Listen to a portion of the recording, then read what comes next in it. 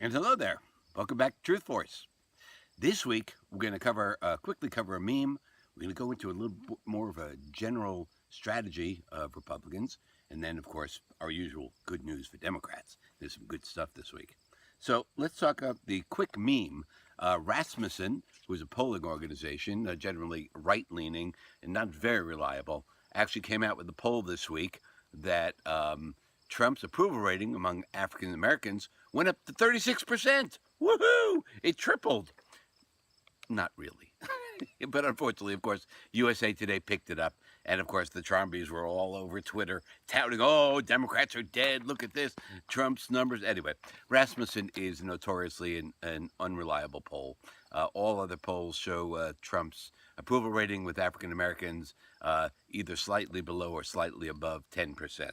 So don't worry about it. And that's a meme. And if you hear that, and you will hear it, you know where that's coming from. Okay. I want to get into the general strategy put up by Republicans in general. Trump is a really good example of it. And that is the idea of gaslighting and, most importantly, projecting. Joseph Goebbels, the famous propaganda man for Hitler, basically came up with the idea. He first said that if you're doing something that's so terrible you can't defend it, just accuse your opposition of being guilty of what you are actually guilty of. And we've seen this. We've seen this throughout Republican strategies and stuff. So this was originally taken into Republican strategy and tactics by Lee Atwater. He's the one who really came up with all of the dirty tricks and everything. He worked for George H.W. Bush and really affected the Republican Party at that time. Actually died horribly, had cancer, and in the end relented and actually apologized. Said he felt very badly about what he had actually done to American politics. But unfortunately, the damage was already done. His protege, Karl Rove, perfected it and spread it throughout the Republican Party, used it to great effect with George W. Bush. Certainly in his campaign against John Kerry, it was very clear. What was the big concern with Bush was that he was basically a draft dodger. His father had gotten him into the Air National Guard, and he never showed up for service. He was basically a deserter, whereas John Kerry was a decorated hero. So what did Rove do? He got together a group of, if you remember, the Swift Boat Veterans for a Truth, who then accused John Kerry of all sorts of terrible things in Vietnam. And so they took the weakness of George W. Bush, projected it onto John Kerry, and brought into question his patriotism.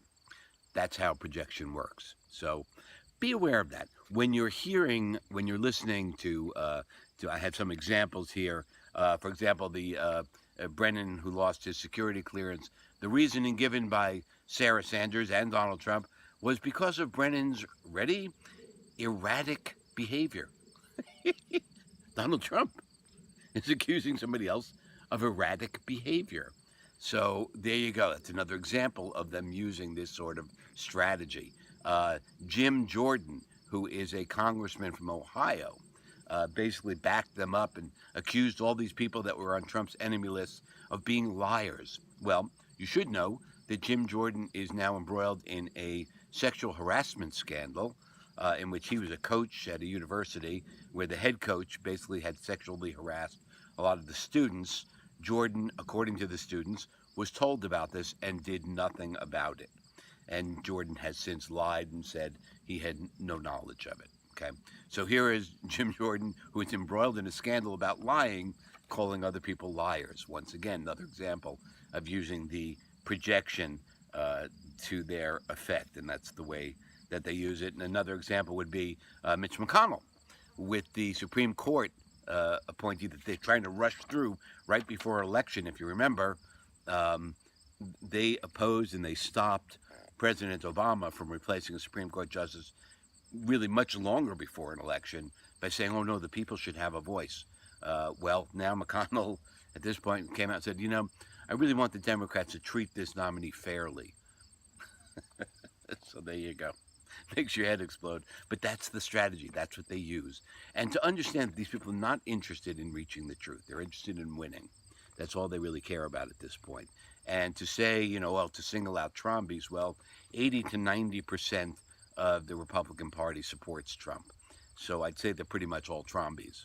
So be aware when you're talking with these people that they're not interested in truth in the way that you are, which is why you need to insist when you talk with them on only basing things on credible sources, because otherwise you're going to get caught. They're very good at manipulating, and that's what's going to happen. You're going to end up getting manipulated, end up feeling frustrated. If you insist on the sourcing and credible sourcing, most of the time what will happen is they'll drop out because they're not interested in that. But occasionally, some will stay through long enough that you can actually bring them back to the light and maybe even save their souls. Who knows? All right. So now, good news! Woohoo! Okay. There was an article in the Atlantic Monthly. And I'm sorry, I did not give the sourcing for that. Okay. For the gaslighting and projection, there was an article in Washington Monthly written by Nancy Letourneau. The French name. Okay, so this actually comes from the Atlantic. There is an article on the midterms and the importance of women. Apparently, according to the Atlantic, women are going to be deciding the midterms, and that's really good news for Democrats right now. We've always had women of color, but women of color have been, we're not really sure if they want to come out and vote. I think that what's been going on and what's been happening is probably going to change that. I think women of color are very motivated. College women, we've always had college women, but again, by a very slight margin, that has increased greatly because of Trump. So that's really good news. The only women who are still, we don't know this way or that, are non-college educated women, white women rather. And we'll have to see where that goes. But 2/3 of that group are solidly in our column. So that's really good news. It's only 90 days out, folks, from the elections. If you haven't done anything yet, if you haven't donated, volunteered, done something to make this happen, nag the hell out of your family to the point where they don't even want to hear from you anymore, which is okay. You'll fix it up at Christmas. That's after the election. Don't worry about it. Go ahead and do it. You got to really work really hard now. We have got to make this happen to save this country. Remember, we're the good guys. We're on the side of the angels. Y'all have a wonderful week.